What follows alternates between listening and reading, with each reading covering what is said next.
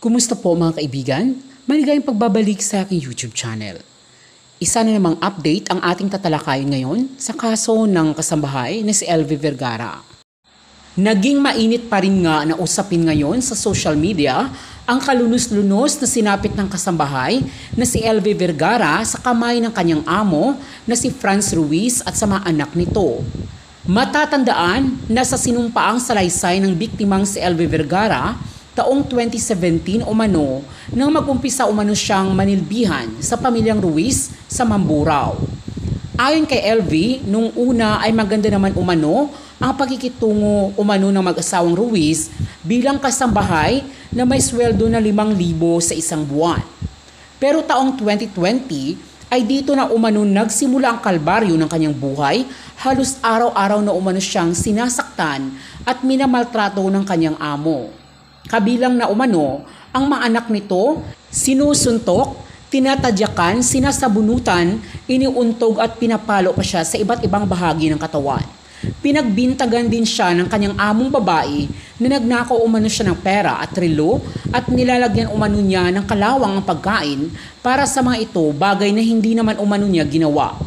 Kabilang umano ang panganay na anak nito sa pananakit sa kanya, mapapisikal man o masasakit na salita. Dahil sa paulit-ulit na suntok na kanyang dinanas sa kamay ng kanyang among babae at anak nito ay pumutok ang tenga at nagkaroon ng impeksyon ang kaliwang tenga at tuluyang nasira. Bukod rito ay kinakaladkad pa umano siya sa kanyang kwarto at paulit-ulit siyang sinasaktan nito. Kapag dumugo na umano ang kanyang ulo, dito na umano siya pinapalaguan ng kanyang among babae. Dagdag pa niya ay pinapakain din umano siya ng sili noong January 20, 2021. Sinuntok ni Franz ang kaliwang mata ni LV at pinukpok ng sandok hanggang sa magkasugat at tuluyang mabulag. Samantala, ang anak naman ng amo ni LV ay pinaghahampas din umano siya nito ng sinturon.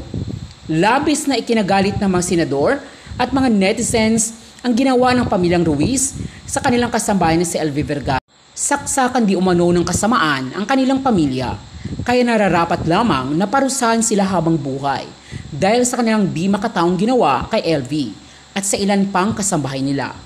Kaya naman sa pag-usad ng kaso ng kasambahay ni si LV Vergara sa Senado ay tinutukan ito ng maraming Pilipino.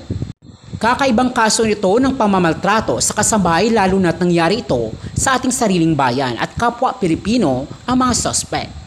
Hiling ngayon ng maraming mga netizens ay mabigyan na ng mabilis na aksyon ang kaso ni Nani LV Vergara para mabigyan ng hustisya ang nangyari sa kanya. At nangako naman ang ating mga mahal na senador na tutulungan nila sa abot ng kanilang makakaya, lalong-lalo na si Idol Raffy Tulfo, si Nani LV Vergara para makamit nito ang hinihiling nitong hustisya. Maraming salamat po sa panunood. Abangan nyo guys ang susunod nating mga update sa kaso ng kasambahay na si LV Vergara.